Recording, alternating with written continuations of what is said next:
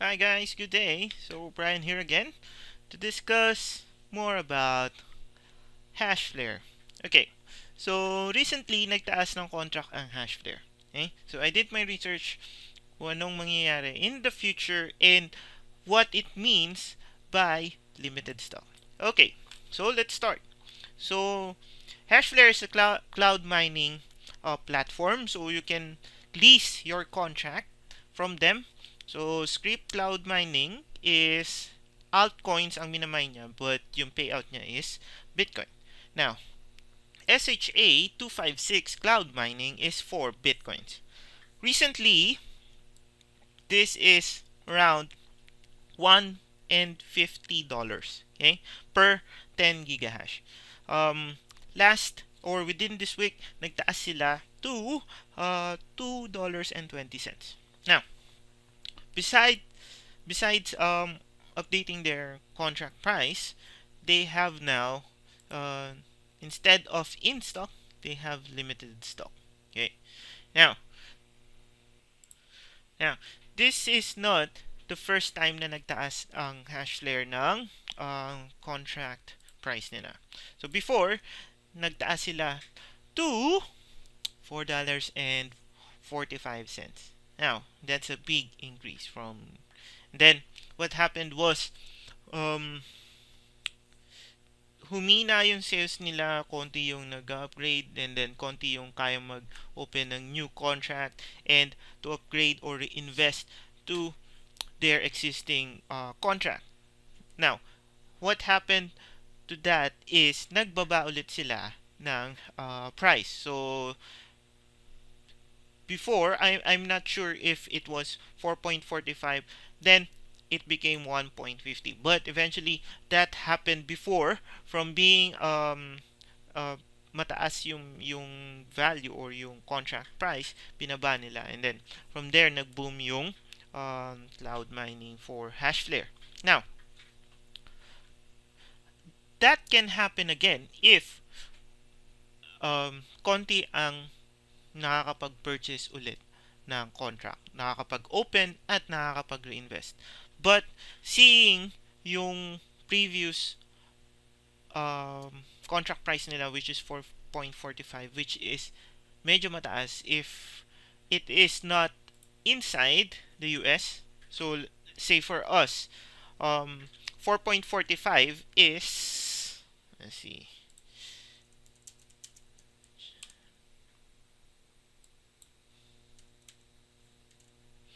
4.45 is 223 pesos. So kung mag-open ka ng 1 terahash contract would be 445. So that is around 22,314 pesos for 1 terahash. So recently, December 13, nakapag-purchase ako ng contract with $150 starting per 10 gigahash, and that's only about 7,800 pesos. Okay? So the $2.22 pricing, this is much affordable compared dun sa um, 445. So I think pinag-aralan nila na maigi kung ano yung sweet spot ng pricing nila. So yung 445, it didn't work before, so they lowered the recontract price. Now, um, it's either magtuloy yung yung gantong pricing stock with $220 or magbaba ulit sila. But the big argument there is that meron na tayong nakikitang limited stock instead of in stock. So, how does HashFlare work? So, HashFlare, they have multiple vendors or manufacturer ng miners. Okay? So, they have a facility, the building, and then they order from those manufacturer. Then once they have the terahashes or the rigs, then gumagawa sila ng contract for us to lease. Okay? So I did my research and a couple of guys are saying that having a limited stock notification or message here, it means that um, yung pag-list ng contract versus sa manufacturer providing hardware for HashFlare is slower than um, yung pag-create or pag-produce ng hardware. So that's why we have a limited stock indicator here. So it means that more and more investors are either upgrading their existing contract, or more and more people are getting into cloud mining, opening their contract. Okay? So, ano mangyayari once this runs out? So, hindi bago na nag-run out yung contract with HashFlare.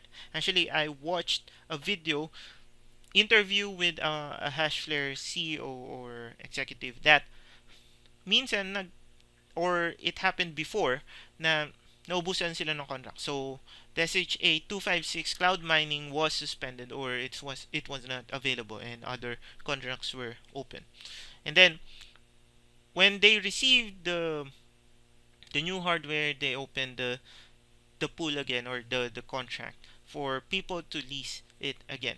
Now, on that video as well, they mentioned na every time na nagme-maintenance yung site, they are trying to upgrade or add more miners to the area or to the site. So they are constantly upgrading their infrastructure, but the demand is much bigger, or the contract gets leased much faster than they can upgrade their facility or add more rigs. So that's the news for HashFlare. That's why there's an increase in dollar value per contract and a limited slot um, message here in their um, landing page. Now, next topic is blockchain, or Bitcoin's congested network. Now, when opening a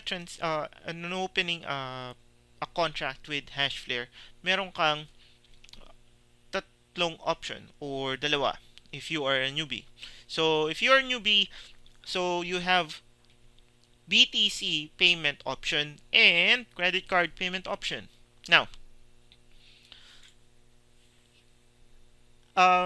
earlier, gumawa ako ng comparison kung saan ka mas makakamura, kung credit card ba or kung directly from your BTC wallet, which is, I assume, coins.ph if you are in the Philippines. Okay? So, because of this unconfirmed transaction ng uh, Bitcoin network, may malaking charge na nadadagdag dun sa pag-transfer mo from coins going to another platform. So, let's say, it's HashFlare. So, from coins.ph, ita-transfer mo siya to HashFlare for payment. Now, may congestion, it means that there's a delay dun sa pagpapadala nung payment.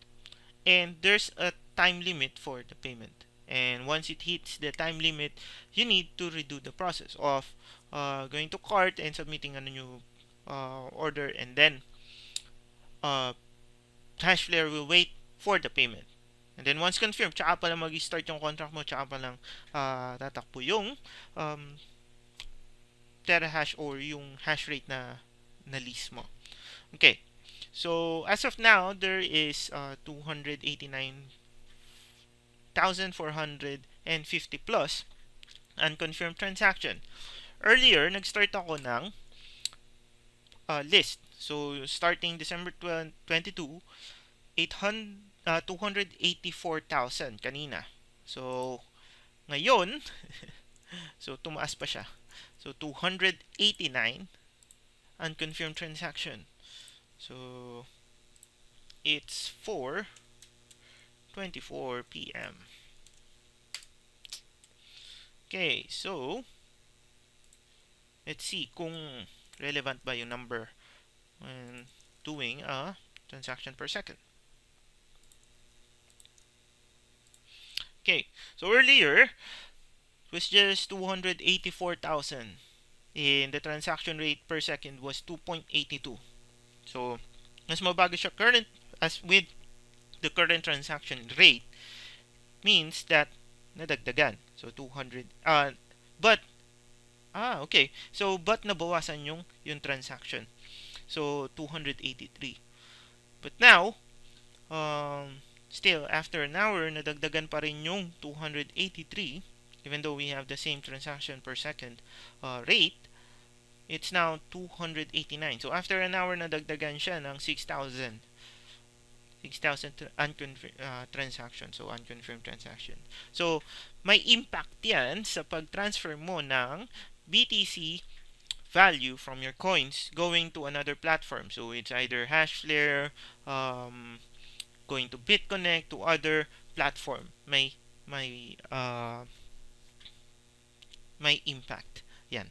Now, let's go back to the topic earlier kung ano ang mas okay, kung credit card ba payment or direct from your coins account using your BTC uh, balance. Okay, so my recommendation is pay it through credit card. Okay, so easy lang naman eh.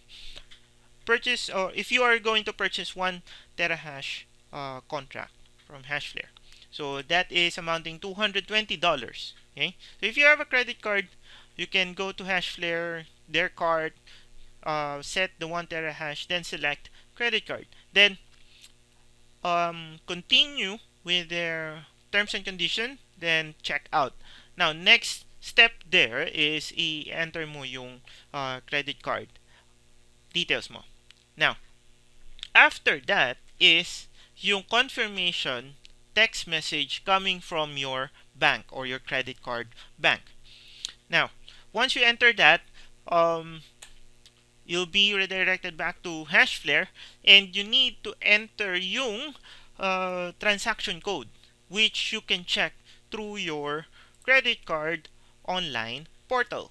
So, kung yung credit card mo may konting delay, go back to HashFlare after several hours. But I've experienced it using Citibank and almost instant yung pag-pop up nung transaction through my online portal. So you just need to copy the code and paste it to HashFlare website.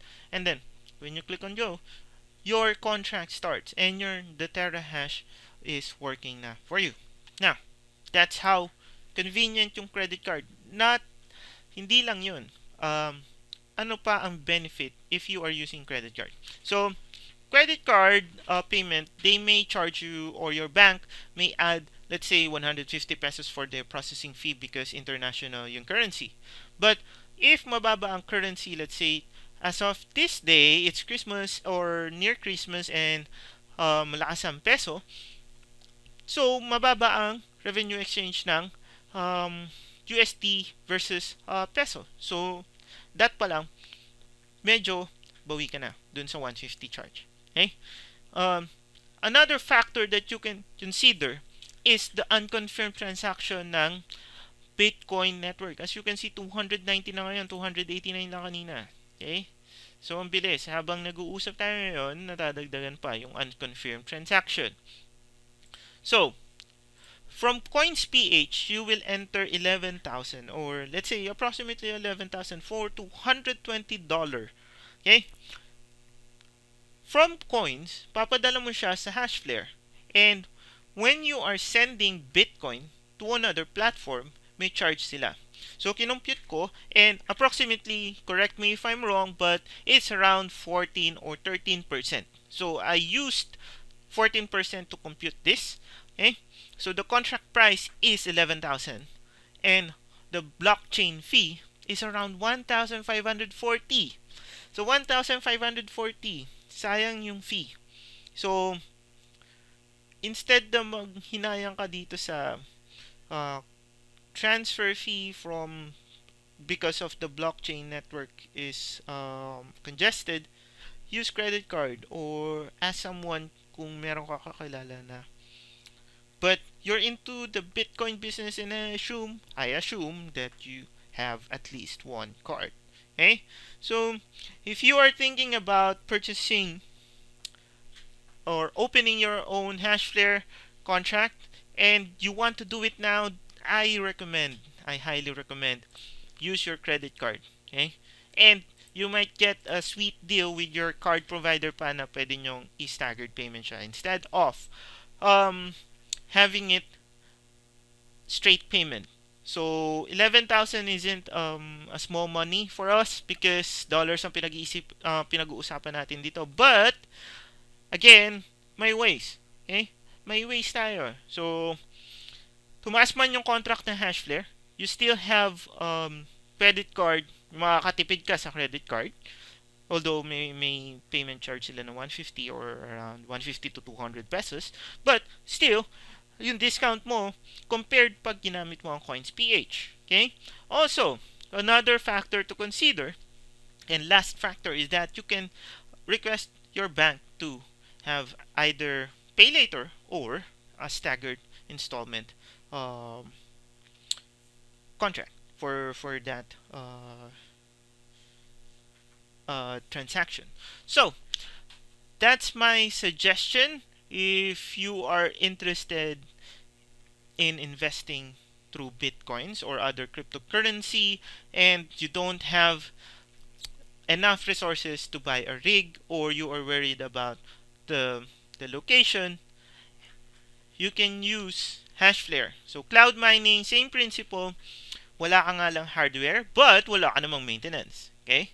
So you are earning daily. So what I recommend, HashFlare. So if you want to open now, kasi think of it that this way. Ngayon nagtaas or just this week nagtaas sila ng 220. We don't know kung magtataas ulit sila within the month or by January because magpapalit na tayo ng taon. So there's a possibility na magtaas ulit sila next year. So, or another one is ma-sold out yung Bitcoin contract. Okay? Um, what I suggest if you are decided, if you want to go into investing through Bitcoin, go open an account now. If you have a credit card, go do it now. Why? Every day may payout sa cloud mining. So, every day, yung pagkatapos mo mapanood to, then pinalagpas mo, then tinulugan mo, then eventually, nag-open ka din ng contract. Nasayang yung araw na pinag-isipan mo. Okay? So, think of it. Madaming tools dyan. If you want, contact me and then I can show you how to compute your earning or gaano kabilis yung ROI for that $220. Okay? So, act fast. I'm not asking for your money. I'm just suggesting the ways and sayang eh. Kasi everyday may earning. So, if you don't act now, sayang yung araw na tumatakbo. Okay? So, instead na kumikita ka na, ganun din naman, mag-open ka din naman ng contract dahil nakita mo, wow, okay. So, hindi naman siya may kita, then, bit mo pa pinatagal. So, act now. So, baka next year, next week, di natin alam, baka magtaas yung contract price or mawala ng contract. Okay?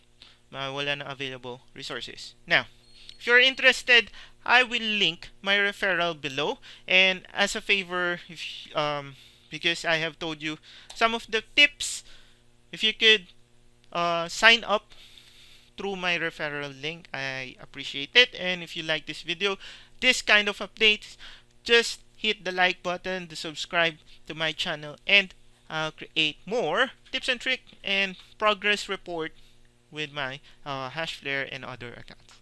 So that's it. Have a good day and happy cloud mining.